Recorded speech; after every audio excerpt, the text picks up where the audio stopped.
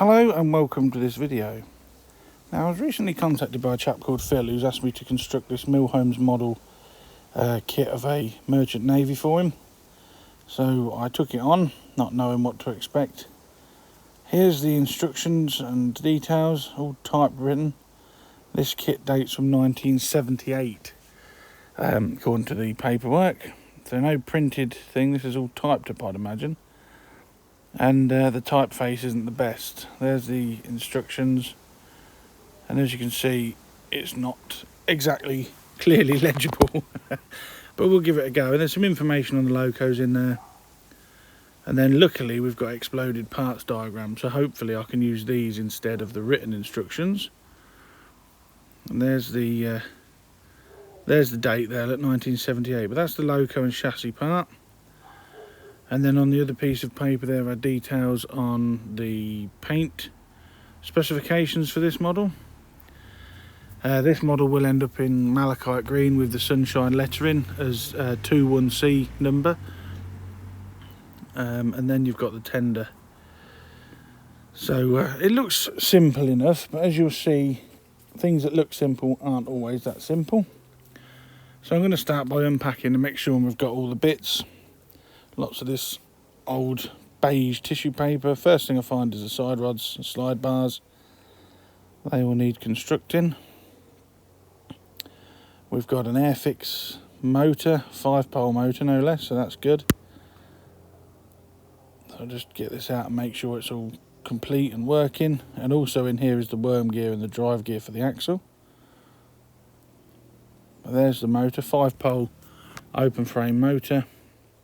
Both brushes are insulated, so we're going to have to put some pickups on the model. This has never been used, that is absolutely brand new. Probably been in that box since 1978. So I say almost 50 years. And it runs smooth as a nut, no noise or anything at all, so that's good. So having another rummage round, we find various bags of white metal pieces. These are the box pock wheels. They go on top of standard wheels to make them bullied. That'll be interesting. What's in this bag here? Whatever it was, it cost £5.90. Wheels and axles, drive wheels and axles. And luckily enough they're squared, so quartering will be very easy on this. The axle holes are squared, so that's good news. And that's going to fit on there apparently. We'll see how that goes. If that doesn't work, I might substitute the wheels for a set of Hornby drivers. But I'll see how I get on with that. Then we've got spacers and screws for the chassis part motor mount in there. Various white metal pieces. I don't know. Oh, they're spacers for the main body shell. Tender frame, tender top. It looks a relatively simple kit to build for a first timer, because I've never ever tackled anything like this.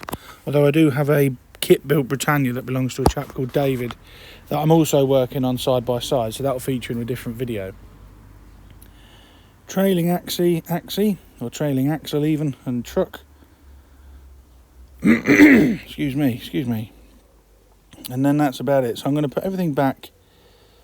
There's loads of these wheels here for tender and pony wheels, so I'll sort these out into the correct ones. But the first thing I'm going to tackle on the build is the chassis, the only brass parts of the model, and this will be part screwed, part soldered. The white metal parts of the model I will be using 2-part epoxy resin. I cannot solder white metal, and the advantages in modern epoxy adhesives, it doesn't matter now. It's not going to dry out or fade in the next 10-15 years. It's going to be strong. So these are the chassis sides. Now you have to construct these, one left hand, one right hand. And in this bag here are the bearings, the spacers and the screws, washers, etc. You need to construct that. But as you're going to see now, this is far from a simple procedure.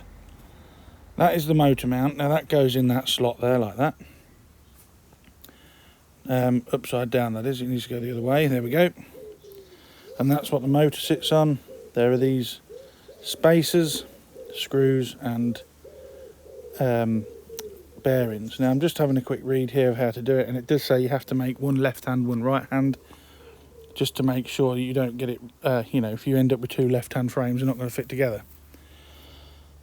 So everything says that it should be push fit, but yeah. You can see all the bearings at the back there, the spacers. So I'll get the first bearing, I think, right, I'll push this in and then solder it. And I've also marked it left and right so I don't get it wrong. But no, the bearings do not fit through the pre-formed holes. None of them did, which is absolutely brilliant for a start, isn't it? That's the first curveball this model's thrown at me. That one did just about fit, but it was so tight I couldn't get it in. So then I think about the axles. Are the axles going to fit? That bearing fits on the axle, as does that one. Let's try this one. No chance. So 3 of the 6 bearings are too small for the axle, and 5 of the 6 bearings are too small for the holes in the frame. So I'm going to have to open these out either with a file or a drill bit, because it's just so stiffler, and I'm not going to search the internet trying to find exact replacements because this kit is so old. So just using a rat tail file, and some people, seasoned kit builders, might be balking at this, but this is how I did it, using a round rat tail file. Just opened it up slightly, and as you'll see later, it makes no difference, the axle still spins correctly. And then I think, well, what about the screw holes for these spacers? Are they any good? And you guessed it, no. The spacer holes are too tight as well, so I'm going to have to open all of the holes upon the chassis. I mean, maybe they're just pre-drilled as a guide, but I was assuming that they were there and it would be ready to assemble.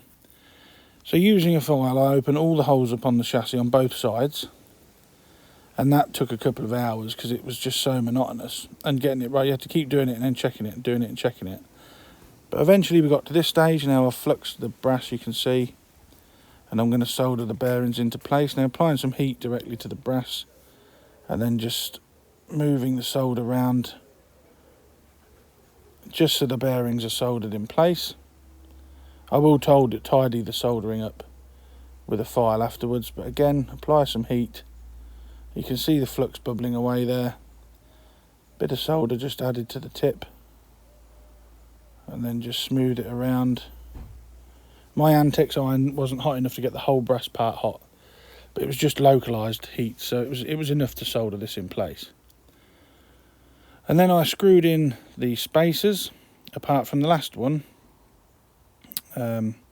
This one was okay, I screwed that in. I just put it on the screw there, and then I will tighten that up in a minute. And they all have to line up with the holes facing downwards. And then this one, another curveball. This one's not got any has not been tapped. The others had to accept the screw, but this one hasn't. In fact, the hole in there is so small. So I'm going to have to drill that out and re-tap that one. So what's that, the 3rd or 4th problem, and we've only just started this model. So it doesn't bode well at the moment. If I was a first-time kit builder, I mean, I am a first-time kit builder of this sort of thing, but if I wasn't experienced, is the word I was looking for, if I wasn't an experienced modeller, this would put me off and it'd go back in the drawer forever. But I did end up widening them out and tapping them in. And after all the bearings were soldered and the screws were in, it was time to marry the 2 chassis halves together. And they did fit correctly. Now, it does sound the instructions to lay this on a piece of glass to make sure it's dead flat, which I did. I did that off screen. I use an old mirror. But lining up the holes and then just screwing the brass screws in to hold the 2 chassis halves together. Now, one of them, the one we tapped out, obviously wasn't drilled far enough in, and the screw started to strip itself. So I ended up soldering that spacer in. That's the one to the left there. And then that one there, and then I filed off the top of the screw head, so that is just soldered in place. And I've also now soldered the motor mount in place as well. So the chassis now, all that needs now is a thorough clean in warm soapy water to degrease it. And then once it's thoroughly degreased, I can prime it and start painting it. So there's the motor. The motor sits in there and sits on the motor mount with the rear bolt lined up like that. So it's starting to look good. The other things I can prime and paint straight away are the pony truck, the white metal casting, that can be primed and painted black, and that screws through that spacer there. And also, like I said, the front pony truck, that needs nothing doing to it. that can be primed and painted before we carry on with the main loco build. So now I'm going to turn my attention to the tender, and I'm going to consult the instructions and make sure I get all the bits. So the tender should be a very simple construction. So I get all the tender bits out, lay them out, make sure I've got them all. Two sides, a top, a rear, bulkhead, coal chute, air tanks. There we go, everything seems to be there. And then, like I said, using 2-part epoxy Gorilla Glue, which is extremely strong. Regular viewers will see that I repaired a white metal class 20 with that glue a couple of years ago, and it's still going strong. No signs of weakness.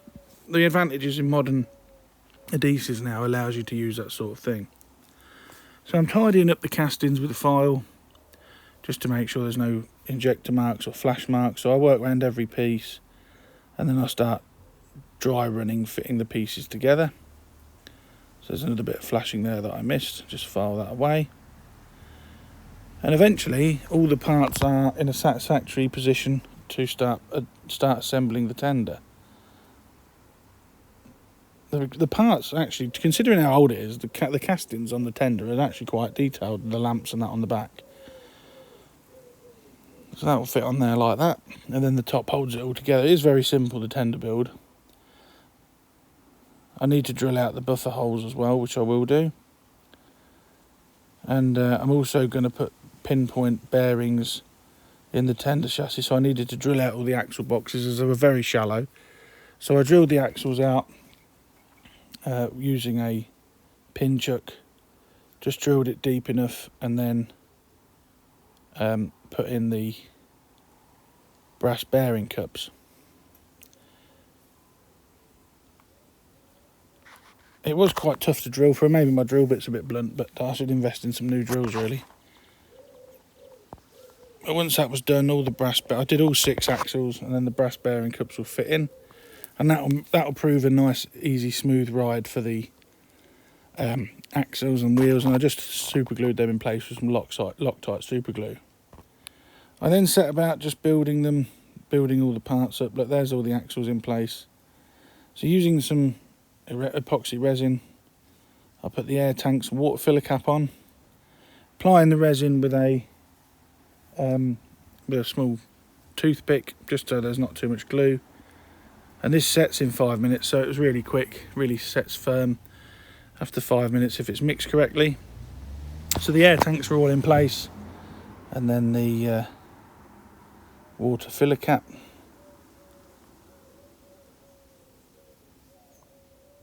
There we go, just like that. And I also support that with some epoxy resin from underneath as well. And then the top of the tender was mated to one of the sides, and the rear was also glued on. I did that off camera. You don't want to just watch me endlessly gluing things together. So you can see how it goes together really nicely. And then the next one to do is the other side. That is glued on, ensuring it's square. Now this was quite difficult because you had to glue this side on while also trying to hold all the axles in place, because if you glued it together, or indeed soldered it together without the wheels in place, you wouldn't get them in place. So I had to try and hold it all in place tight and glue it at the same time. I needed 3 hands to do this really. I couldn't think of a better way of doing it. But now you can see the wheels are turning lovely and smooth in those brass bearings. So once that side was glued on, which was quite complex, like I said, I had to hold everything together and get the wheels in.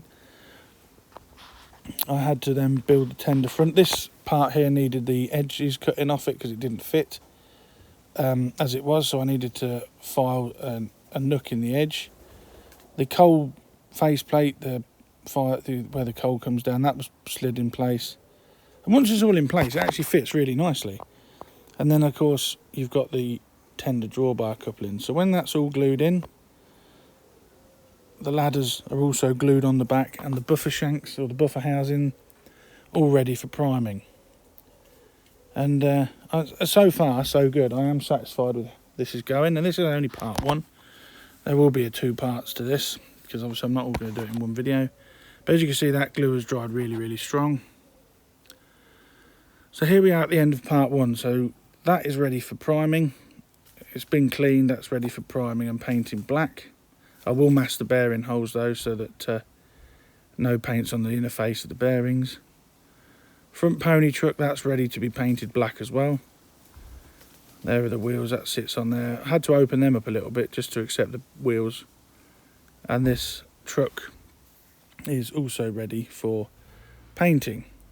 So we have the basics of a loco here. In the next episode I'll do the body shell and look at the electrics. Maybe I might do the electrics in a separate video. But there's the tenderlet, vac pipe on the back, buffer shanks in place, all thoroughly glued and dried. I will mask the wheel treads. But that's it for part 1, and that was about 5 hours of work, I think, 4 or 5 hours of work to get this far. Like I said, in the next video we'll concentrate on the actual loco part of it, see if that goes together as well as the tender did. But so far, MillHolme models, apart from the misshaped of the chassis, it's been alright. And now I'm just pointing, that's the bit we're going to look at in part 2. So thank you very much for watching. I welcome any comments, and I'll read them all. So thanks for watching. Please like, share and subscribe, and I'll catch you in the next video. Bye for now.